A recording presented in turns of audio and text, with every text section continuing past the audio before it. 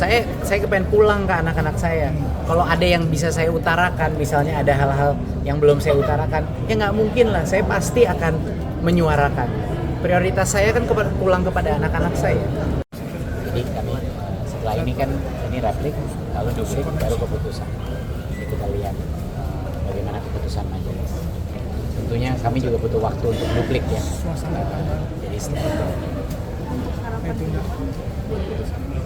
harapan terbesar kita sama ya, sama masyarakat luas juga, harapannya bebas murni, itu harapan besarnya, karena memang fakta persidangannya udah sangat jelas ya, bagaimana ada kasus di mana dibilang ada kerugian negara padahal menghemat minimal 3,6 triliun, itu yang sangat tidak masuk akal gitu.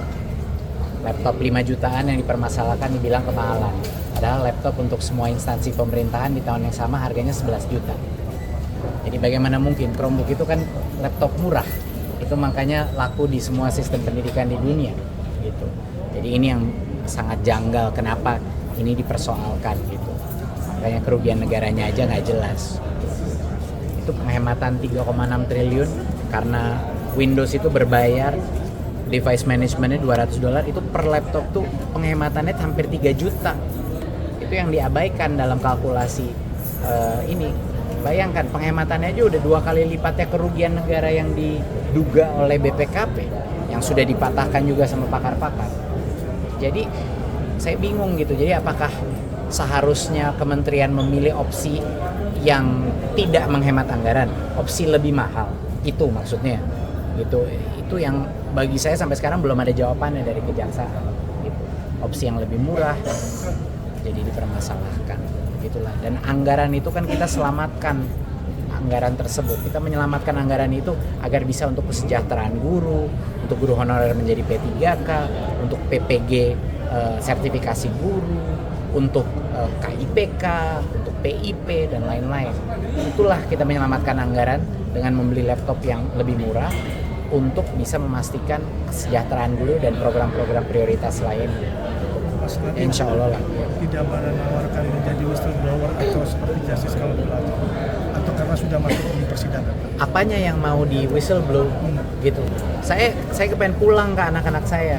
Kalau ada yang bisa saya utarakan, misalnya ada hal-hal yang belum saya utarakan, ya nggak mungkin lah, saya pasti akan menyuarakan. Prioritas saya kan pulang kepada anak-anak saya. Jadi itu juga di masa penyidikan ditanya ini saya bilang enggak, ini program paling lempeng. Program seperti yang Pak Presiden bilang ya, ini adalah mohon maaf bukan Pak Presiden, seperti yang Pak Jokowi bilang. Pak Jokowi bilang ini adalah kebijakan dan arahan dari Presiden. Memang benar, memang sudah satu visi mengenai digitalisasi pendidikan. Itu dan saya sangat mengapresiasi statementnya Pak Jokowi mengenai mengkomentar mengenai karakter saya dan juga mengenai semua kebijakan digitalisasi memang arahan juga dari Presiden gitu. Jadi alhamdulillah. Nah, itu yang banyak orang menanya apakah ini ada hal-hal lain atau yang saya belum utarakan. Tidak ada. Kalau ada sudah pasti saya utarakan.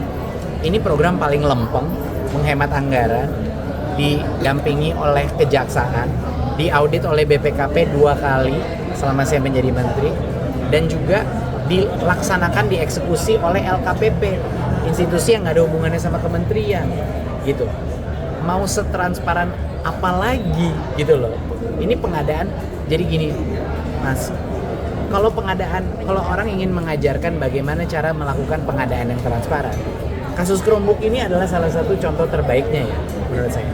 Inilah makanya betapa kagetnya saya, kok bisa jadi kasus, gitu. Karena mens rea-nya udah jelas tidak. Dari saya mengundang 3 institusi luar, masa saya mengundang mereka untuk memeriksa korupsi saya? Itu kan nggak masuk akal. Jadi itu yang Mas Nadiem, ada soal amicus curiae yang kemarin masuk dan hari ini rencananya dikabarkan ada bertambah. Pemirsa, suasana konferensi Organisasi Perburuhan Internasional atau ILO di Jenewa ricuh saat diplomat Zionis Israel Walid Ghadban berusaha menyampaikan pidatonya. Procedure was infected.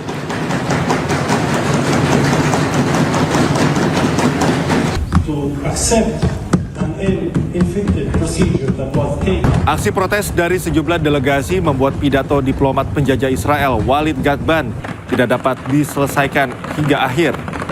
Menteri dari beberapa negara, perwakilan serikat pekerja, dan pengusaha secara serentak memukul meja sebagai penolakan ketika pejabat teroris Israel ini berbicara. Procedure was Penjajah Israel diketahui telah melakukan sejumlah kejahatan perang terhadap warga Palestina sejak tahun 1948 hingga sekarang.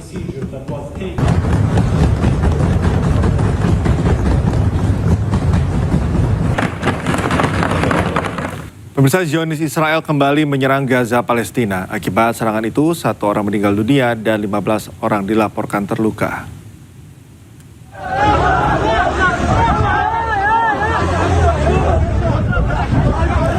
Kepanikan terjadi saat orang-orang berusaha menyelamatkan rekannya usai diserang Israel. Serangan drone Israel terjadi di pengungsian Gaza di Jalan Al-Rashid, bagian barat Khan Yunis, jalur Gaza Selatan. 15 orang dilaporkan terluka.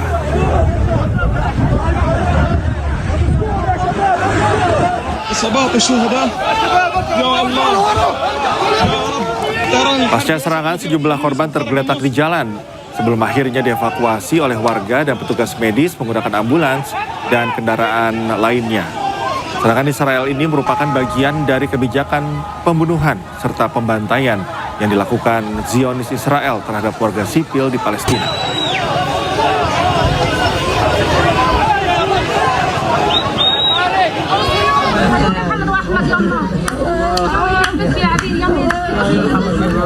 Keluarga dan kerabat warga Palestina yang meninggal dunia tak kuasa menahan tangis mengetahui orang yang mereka kasihi sudah meninggal dunia.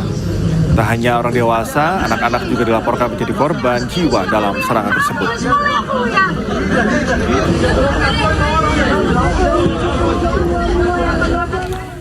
Pasukan Israel menangkap akademisi Palestina Dr. Bilal Al-Shobaki dalam penggerebekan di kediamannya di Hebron, tepi barat. Penangkapan tersebut mendapat daftar panjang akademisi Palestina yang ditahan di tengah meningkatnya operasi militer Israel di wilayah Palestina.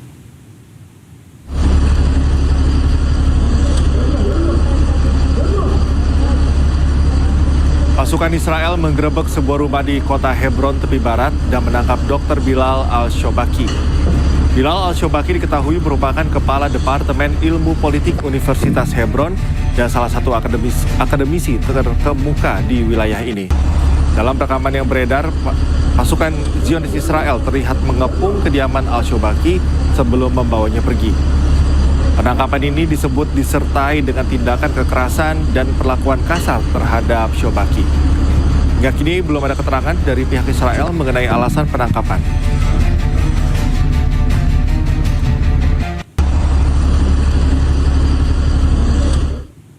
Kelompok pemukim ilegal Israel dilaporkan kembali melakukan aksi pembakaran lahan pertanian warga Palestina.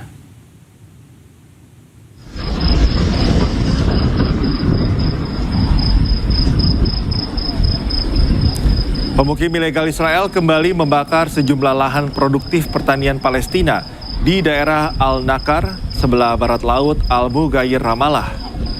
Aksi ini sudah berulang kali dilakukan para pemukim ilegal Israel. Tak hanya lahan produktif, rumah, serta kendaraan warga Palestina pun tak luput dari pembakaran. Pemukim ilegal Israel mendapat perlindungan dari tentara-tentara Zionis dalam melancarkan aksinya. Petugas pemadam yang hendak memadamkan api pun dicegah oleh tentara Zionis.